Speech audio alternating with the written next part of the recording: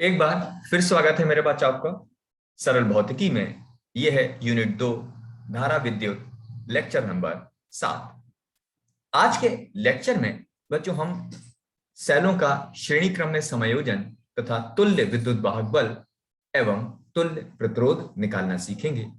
उसके बाद उन्हीं सेलों का समांतर क्रम में समायोजन तथा तुल्य विद्युत वाहक बल एवं तुल्य प्रतिरोध के बारे में सीखेंगे। आइए शुरू करते हैं।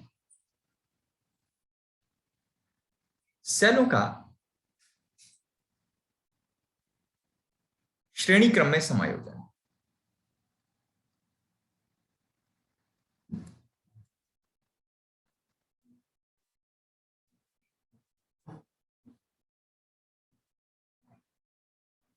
सेलों का श्रेणी क्रम में समायोजन। सबसे पहले देखो, यदि विभिन्न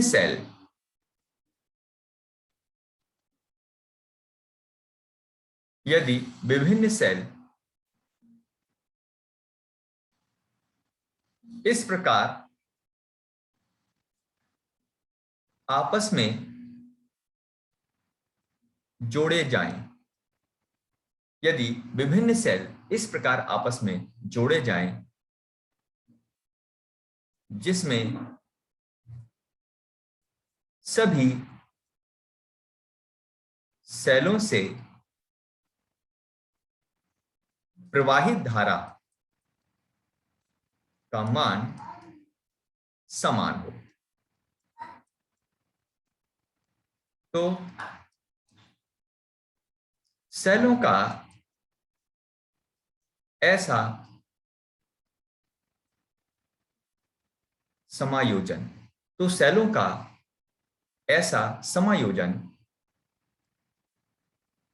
श्रेणी क्रम में समायोजन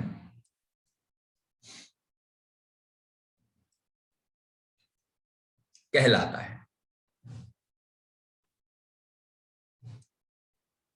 ठीक, इसको आप ऐसे समझ सकते हो जैसे ये एक सेल हो गया, ये एक दूसरा सेल हो गया, ये एक तीसरा सेल हो गया। ठीक, ये सेल E1, ये सेल E2, ये सेल E3, प्रतिरोध R1, प्रतिरोध आंतरिक प्रतिरोध R2, आंतरिक प्रतिरोध R। तो अगर ये श्रेणी क्रम में जैसा कि जुड़े हुए हैं तो इनमें सबसे खास बात मेरे बच्चों क्या होगी कि अगर पहले वाले सेल से धारा आई है तो इन सब में ही धारा एक सी होगी, यानी सब में बहने वाली धारा कैसी होगी बच्चों? समान, यानी आई होगी। ठीक है बच्चों, चलो आगे शुरू करते हैं। हम सीखेंगे श्रेणी क्रम में तुल्य धारिता।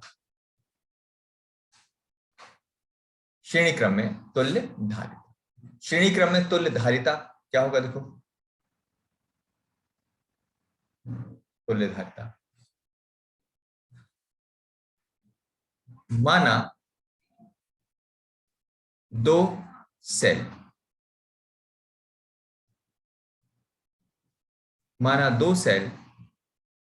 E1 R1, यानी इसका विद्युत वाहक बल E1 और आंतरिक प्रतिरोध R1 तथा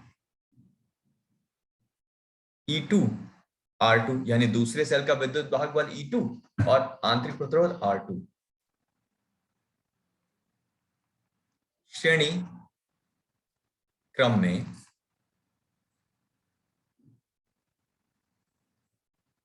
जुड़े हैं, जैसे ये मान लेते हैं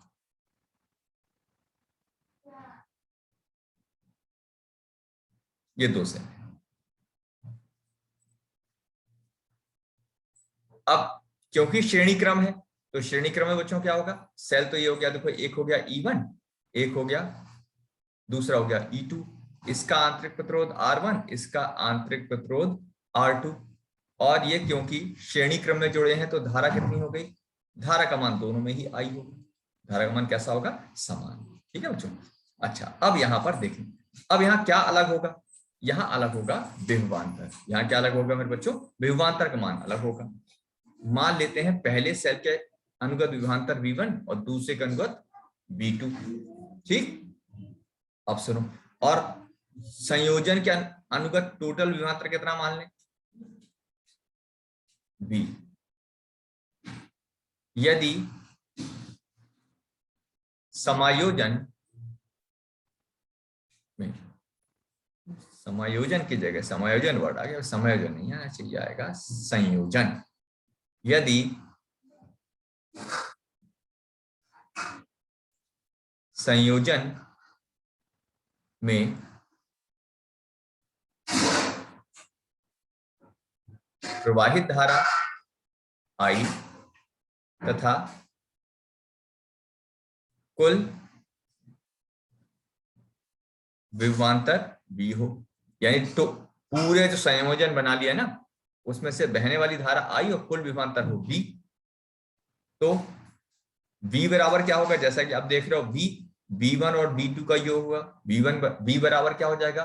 V1 और प्लस V2, कुल विभवांतर पहले सेल के अनुगत विभवांतर प्लस दूसरे सेल के अनुगत विभवांतर, तो V बराबर हो गया V1 प्लस V2। अच्छा, परंतु इससे लेक्चर नंबर 6 मैंने आपको सिखाया है, V बराबर होता है E माइनस आई आर। लेकिन अगर मैं कहूं V1 तो हो जाएगा E1 माइनस आई R1, अगर मैं कहूं V2 तो हो जाएगा E2 माइनस आई R2। V1 तथा V2 का मान समीकरण 1 में रखने पर, V1 और V2 का मान समीकरण 1 में रख दो, तो V बराबर क्या हो जाएगा? V1 का मान रखें E1 माइनस आई R1 और प्लस E2 माइनस आई R2। इसको कैसा लिख सकते हैं? E1 प्लस E2 और माइनस का I R1 प्लस R2, है ना? तो ये हो गए समीकरण नंबर 2। ये हमारे पास समीकरण आ गई 2।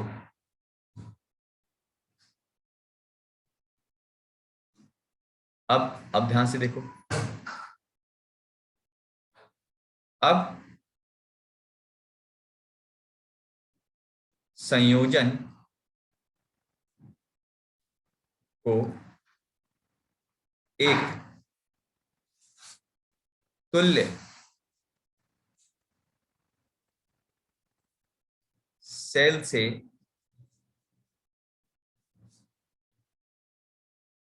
प्रतिस्थापित करने पर, तुल्य सेल से प्रतिस्थापित करने का मतलब, दो सेल हैं तो दोनों को हटाया और इसकी जगह केवल एक सेल लगा दो और इसका नाम रख दो E इक्विवेलेंट और ये हो जाएगा R। अच्छा, ये अगर तुल्य है तो इसमें से अकेले से भी धारा कितनी जानी चाहिए? I, और इसके अकेले के अनुगत विभवांतर कितना होना चाहिए? V। तो तुल्य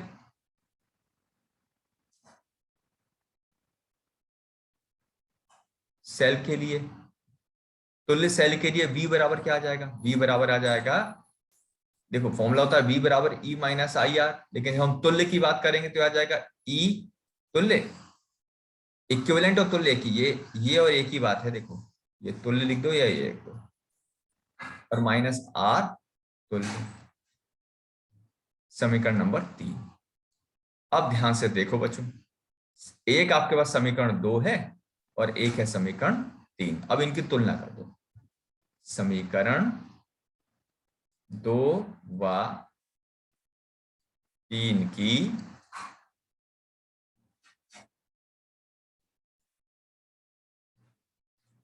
तुलना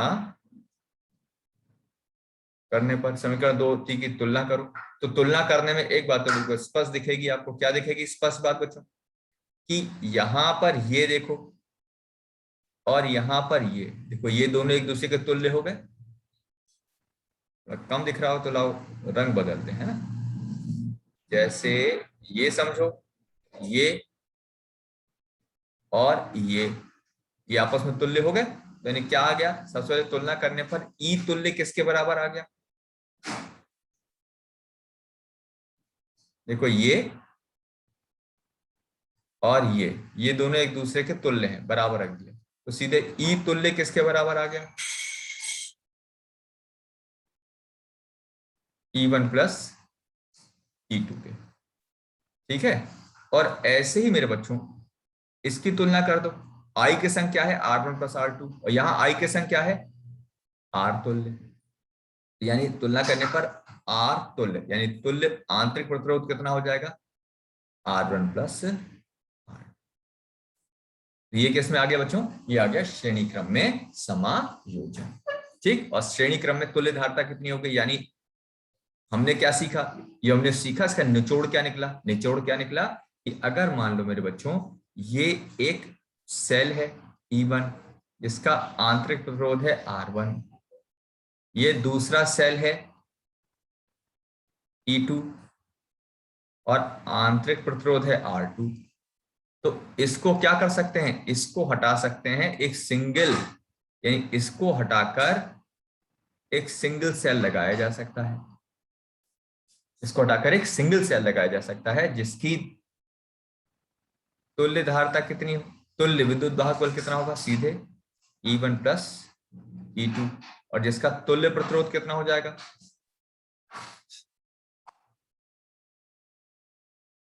ठीक, यानी अगर मान लो ये 5 वोल्ट है और ये 3 वोल्ट है, ये 1 ओम है और ये 5 ओम है मान लो, तो तुल्य धारिता, इसको अगर हटाएंगे तो तुल्य विद्युत वाहक बल कितना हो जाएगा 8 वोल्ट, और तुल्य प्रतिरोध कितना हो जाएगा 6 ओम। ठीक, तो ये तो हो गया अपना कौन सा श्रेणी क्रम। अब आ जाते हैं समांतर क्रम में। समांतर क्रम में सेलों का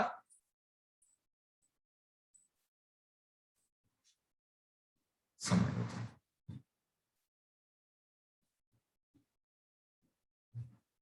समांतर क्रम में सेलों का समायोजन, अब समांतर क्या होगा, विभिन्न, ये शब्द बहुत जरूरी है, विभिन्न सेलों का ऐसा संयोजन, विभिन्न सेलों का ऐसा संयोजन जिसमें विभिन्न सेलों का ऐसा संयोजन जिसमें विभिन्न सेलों के अनुगत, जिसमें विभिन्न सेलों के अनुगत टर्मिनल विभवांतर, कौन सा विभवांतर, टर्मिनल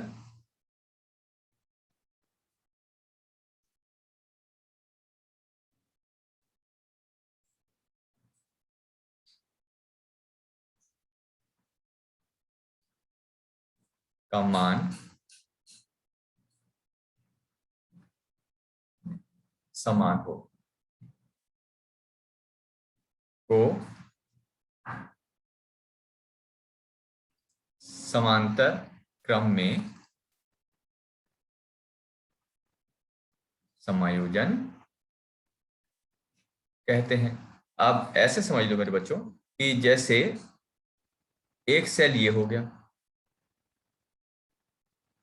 E1 और R1, और एक सेल ये हो गया E2 और R2, तो अगर मैंने इनको इस तरह से जोड़ दिया तो ये जो समायोजन देख रहे हो ये कहलाएगा समांतर क्रम।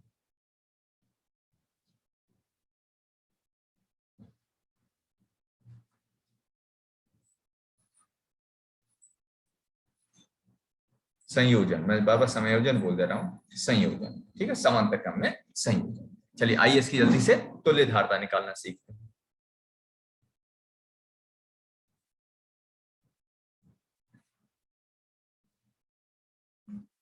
समांतर क्रम में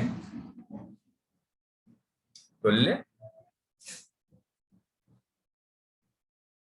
ओ हो, ये गड़बड़ हो गई भी, देखो शब्द क्या वो धारिता, धारिता दिमाग में चढ़ गया। तो तुल्य विद्युत वाहक बल।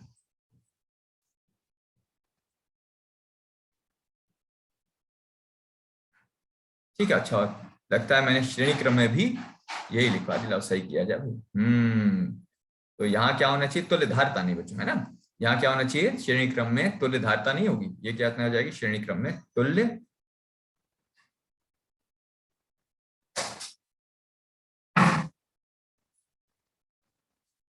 विद्युत वाहक बल। विद्युत वाहक बल। ठीक है बच्चों, तुल्य विद्युत वाहक बल आ जाएगा।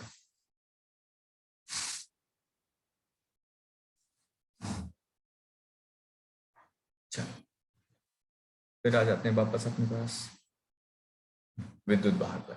अब ये बना दिया मैंने श्रेणी क्रम और समांतर क्रम। देखो ये आ गया।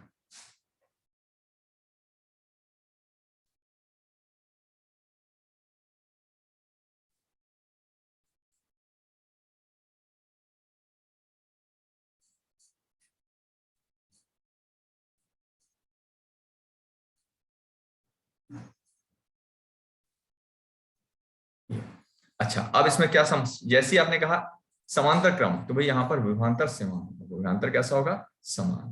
विभवांतर दोनों के अनुगत समान होगा। लेकिन इस बार क्या अलग होगी बच्चों? इस बार धारा अलग होगी। मान लेते हैं इसमें धारा कितनी है? I1। इसमें धारा कितनी हो गई? I2। और कुल धारा कितनी आ गई? I। थोड़ी सी भाषा लिख दें। माना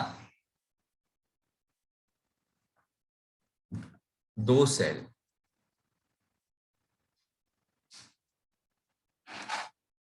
E1 R1 तथा E2 R2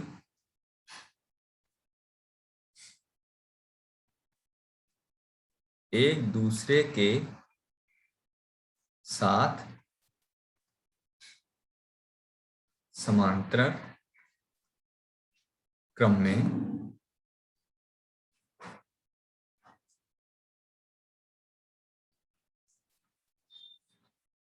जुड़े हैं। माना दो cell E1 R1 E2 R2 एक दूसरे के साथ समांतर क्रम में जुड़े हैं। यदि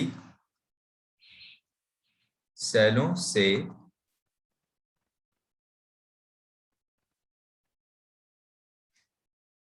प्रवाहित धारा I1 तथा I2 हो, तो अब यहां सुनो जरा बच्चों, I बराबर क्या हो जाएगा? I1 plus I2। अब यहाँ I का मान कैसे लिखें? तो I का मान कैसे लिखेंगे? देखो, V बराबर बच्चों क्या होता है? E minus IR। तो IR किसके बराबर हो जाएगा?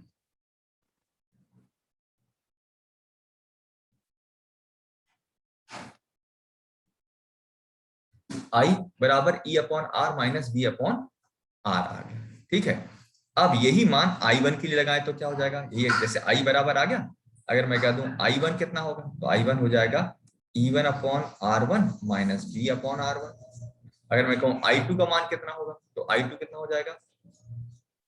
E2 upon R2 minus V upon R2। अब I बराबर कितना आ गया? देखो I1 कितना हो गया?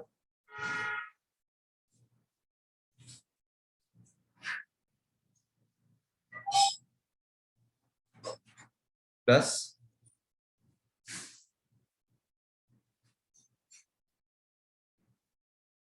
ठीक, तो I बराबर कितना हो जाएगा?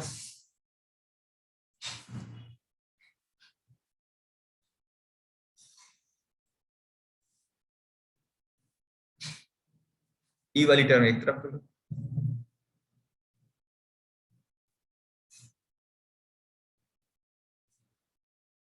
ये हो गए समीकरण 2। ठीक है, इसकी अब जरूरत नहीं है, ये समझिए कि हो गया आप लोग सारी बातें। चलो भाई, अब जरा देखना मेरे बच्चों,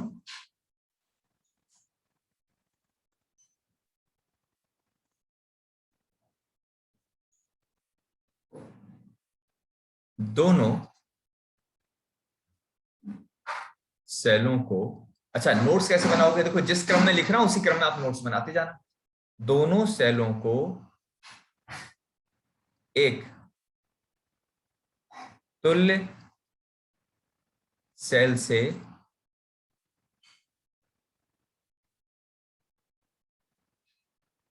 प्रतिस्थापित करने पर, दोनों सेलों को एक तुल्य सेल से प्रतिस्थापित करने पर कितना आ जाएगा? देखो दोनों सेल को एक तुल्य सेल से प्रतिस्थापित कर दें,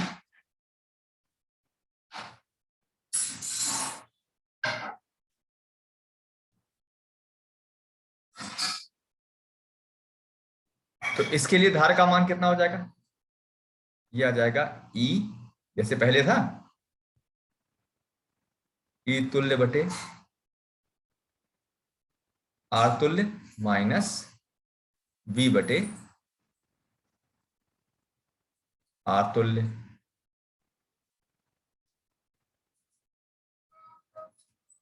ठीक, समीकरण 3। अब यहां से ये थोड़ा कठिन लग सकता है बच्चों आपको, लेकिन क्या करना है, अगर जैसे एक बार समझ में नहीं आया तो दो तीन बार, वीडियो का मतलब ही है इसको चला चला के दो दो तीन तीन बार समझो तो समझ में आ जाएगा बच्चों। ठीक है, समीकरण 2 व 3 तुलना करने पर, समीकरण 2 और 3 की तुलना करेंगे। देखो 2 और 3 दिख रही हैं, 2 और 3 की तुलना कैसे की जाती है? तुलना का देखो मतलब क्या होता है, तुलना का मतलब सिखाएं तुमको। तुलना का मतलब क्या होगा मेरे बच्चों? तुलना का मतलब है कि जैसे यहां आई, तो देखो ये भी आई है, ये ई तुल्य बटे आर तुल्य, तो ये भी क्या है, देखो ई तुल्य बटे आर तुल्य, है ना। और अगर मैंने कहा ये है बी तुल्य बटे आर तुल्य, तो जो जो जिस रंग का है उसको उसी रंग के समान रख दो, जैसे नीले नीले वाले की बात करें। ठीक है, तुलना का मतलब क्या होगा, जैसे मैंने गोले गोले कर दिए, इनको बराबर बराबर कर दो। कैसे बराबर बराबर करते हैं जरा देखो, समझो जरा इसको। सबसे पहले बी बटे आर तुल्य, ये किसके बराबर हो जाएगा?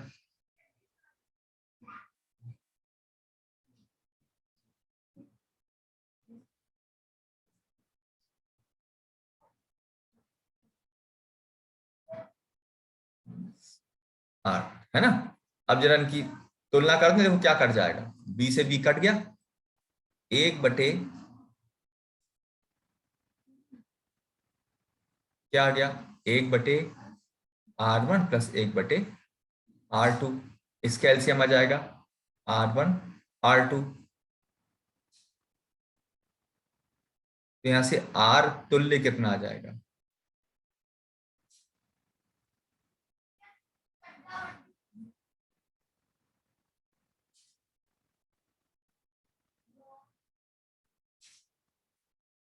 ये आ गया, फाइन। अब हमने आर तुल्य तो निकाल लिया, अब थोड़ी सी मेहनत करनी पड़ेगी ई तुल्य निकालने के लिए। तो अब दोनों हरे हरे जो गोले हैं उनको बराबर और रखते हैं। ठीक है, इसको मैं अगले पेज पे ध्यान से देख लो, इसको अगले पेज पे ले जाता हूं मैं, ध्यान से देख लिया, ये लिखा है।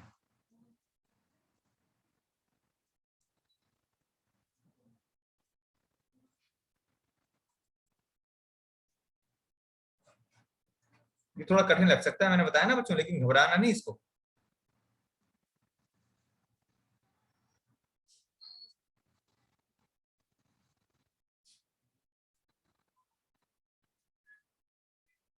एलसीएम ले लो,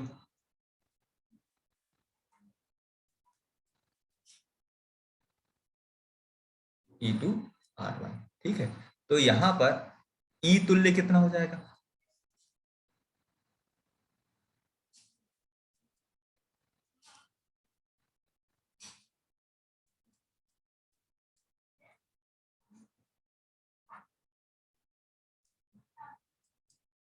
इसको इधर गुणा कर दो।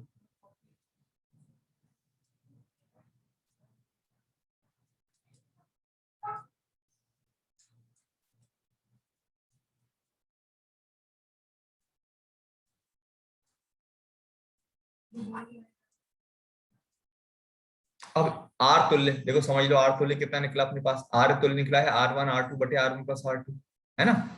ये कितना हो जाएगा, देखो ये आ गया,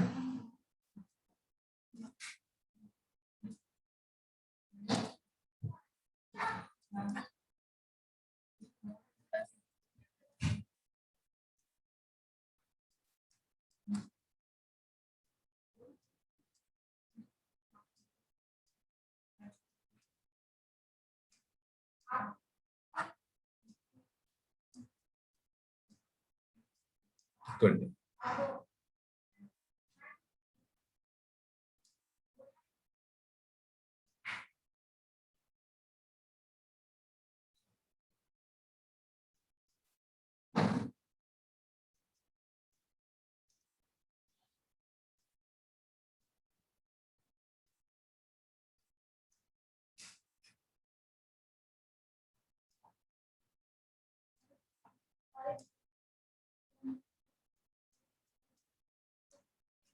तुल्य धार तक तुल्य विद्युत वाहक बल कितना हो जाएगा, E1 R2 प्लस,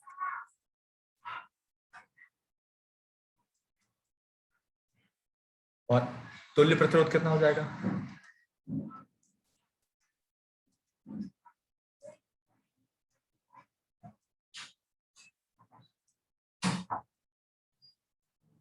ठीक है। तो ये हो गया लेक्चर नंबर 7। आगे का किरचॉफ लॉ और बाकी चीज हम लोग लेक्चर नंबर 8 में पढ़ेंगे। तो आज के लिए इतना ही मेरे बच्चों।